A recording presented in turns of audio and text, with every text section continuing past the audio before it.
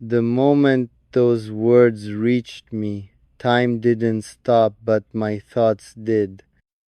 They echoed in my head in a way that felt unreal, almost misplaced, like a sentence spoken before understanding its weight.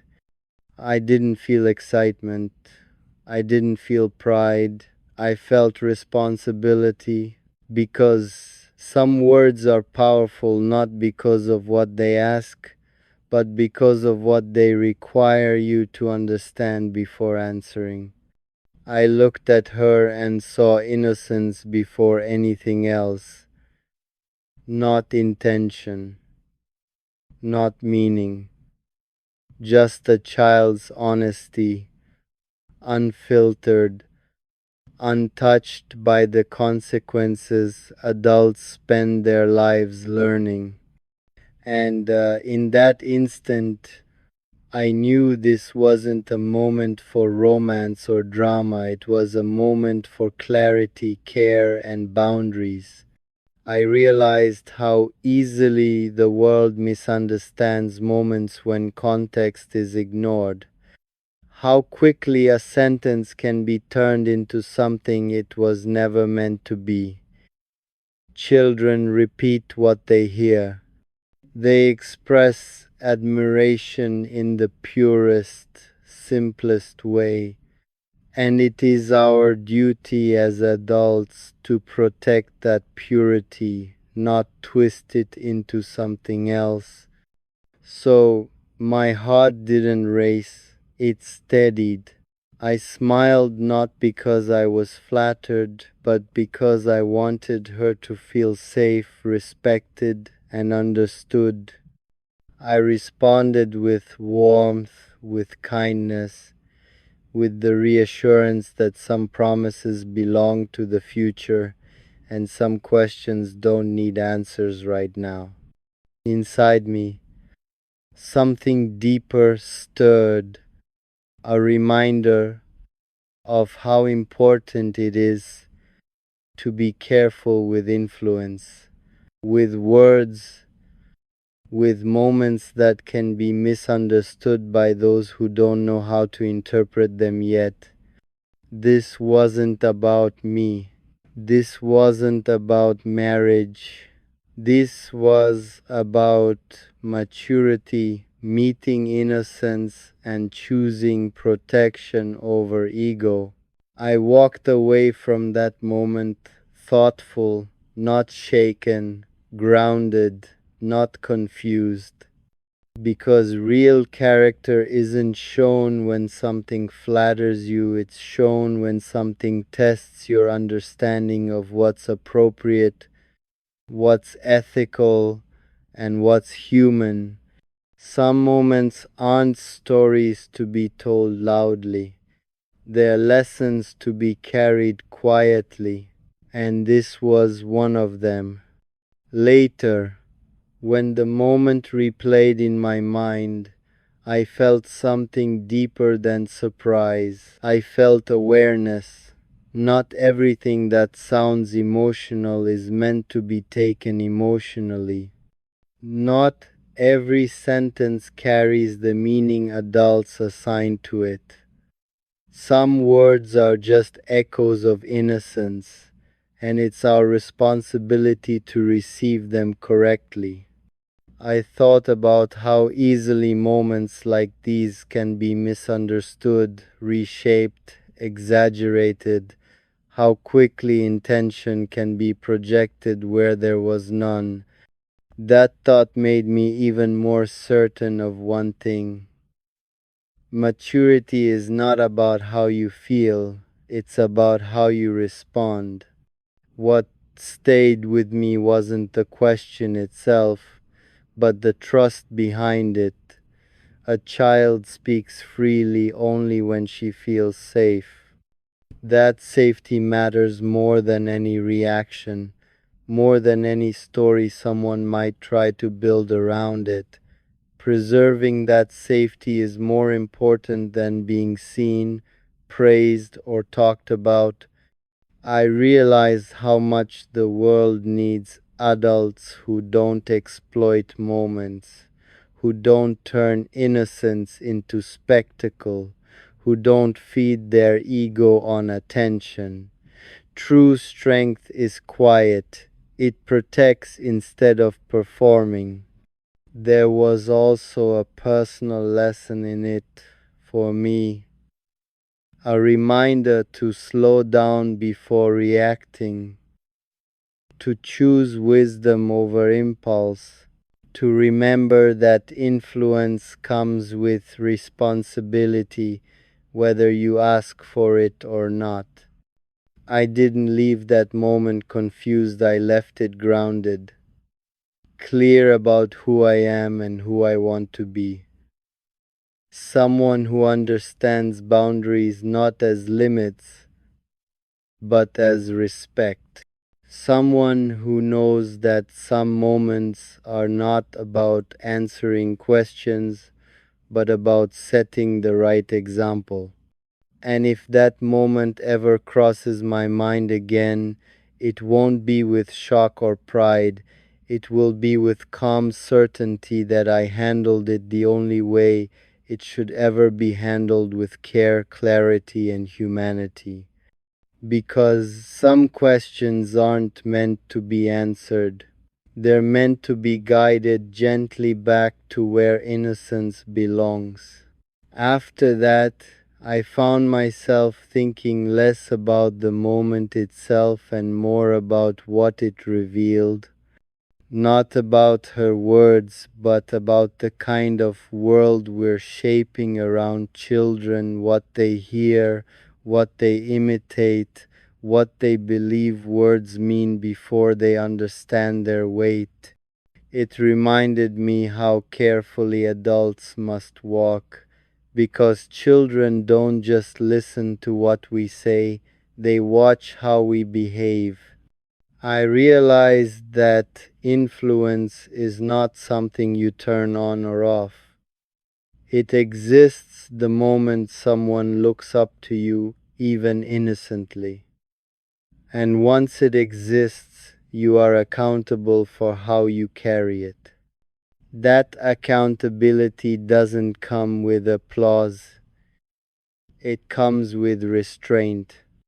There was a quiet gratitude in me too. Gratitude that the moment gave me clarity instead of confusion. That it tested my values without putting anyone at risk. That it reminded me how important it is to respond with calm instead of reaction, with wisdom instead of storytelling. I thought about how easily situations can be misunderstood in a world that feeds on headlines and half context. How quickly something pure can be twisted if adults forget their responsibility. That thought stayed with me longer than the moment itself. What mattered most was that nothing was taken from that child, not her safety, not her innocence, not her trust. If anything, it was protected, and protecting innocence is never something to question or explain loudly. It's something you do quietly and move on from with dignity. I didn't carry shock with me afterward. I carried resolve. Resolve to be more mindful, more careful, more aware that every interaction leaves an imprint, even the smallest ones. Some moments don't change your life dramatically. They adjust your compass just enough to keep you aligned. This was one of those moments. And alignment, quiet, unseen, uncelebrated, is often the truest measure of character. As the days passed, the memory of that moment didn't fade.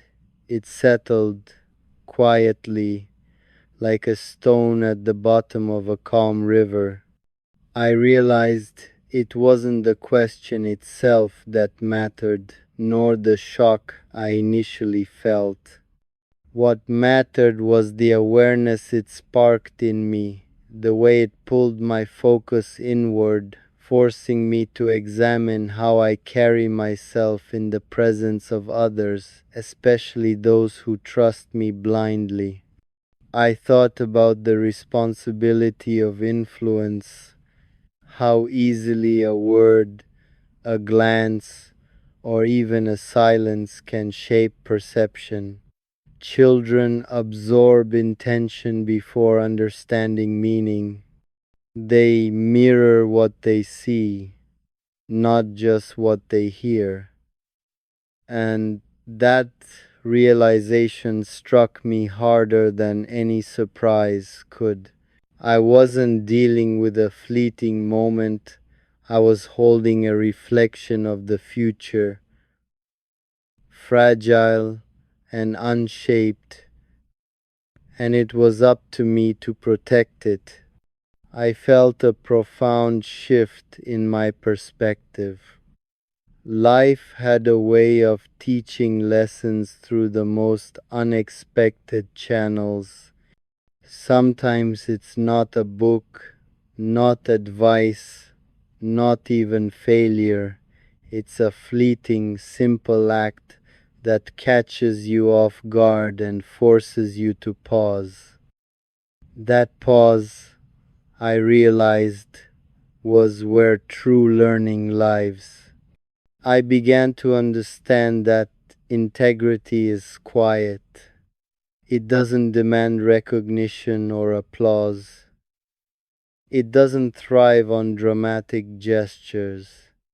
It thrives in the small choices, in the subtle ways you choose to respect, protect, and honor others without expectation. That's where character grows, and that's where I had been tested. And perhaps the most humbling part was recognizing my own limitations. The awareness that I could have easily reacted selfishly, allowed ego to dominate, or misinterpreted innocence in a way that would leave a mark. I didn't act on impulse. I chose care, I chose clarity, I chose responsibility over reaction. The lesson stayed with me long after the moment passed, not as a memory that haunted me, but as a compass guiding the way I choose to show up in the world. Sometimes the smallest encounters hold the largest truths. Sometimes the quietest moments leave the deepest impact. And so I moved forward carrying that awareness not as burden, not as guilt, but as a reminder of what it means to act with thoughtfulness, to protect what is fragile, and to honor what is pure. Because some lessons aren't loud, they are whispered, and the wiser you are, the more carefully you listen. Even now, I catch myself reflecting on that moment, not because it was dramatic, but because it quietly changed me. It wasn't about shock or surprise, it was about realization, about seeing the weight of my choices, the depth of responsibility that comes with influence, and the care required when someone trusts you without question. I thought about how easy it is to misunderstand the intentions of others, especially when words are taken out of context or actions misinterpreted. That moment reminded me that clarity isn't always about speaking, it's about choosing actions that leave no room for misreading. Protecting someone's innocence sometimes requires more than explanation. It requires restraint, thoughtfulness, and patience.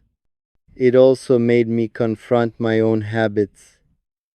How often had I rushed, assumed, or acted before thinking about the impact? How often had I allowed convenience or ego to overshadow integrity? This small moment became a mirror, reflecting not just responsibility toward others, but responsibility toward myself. And then I understood something else. Humility isn't shown in grand gestures. It's shown in quiet decisions, in choosing what is right over what is easy, in prioritizing the well being of others, even when no one is watching. That understanding reshaped how I see my own actions, my own influence, and my own purpose. I realized that life often delivers lessons wrapped in ordinary moments, disguised as simple encounters, but they carry truths you cannot ignore. It is in these subtle, fleeting experiences that character is tested and wisdom quietly blooms. From that day onward, I promised myself I would act more deliberately. I would think before responding. I would protect, trust, nurture understanding, and honor innocence wherever it appears. And though the moment passed,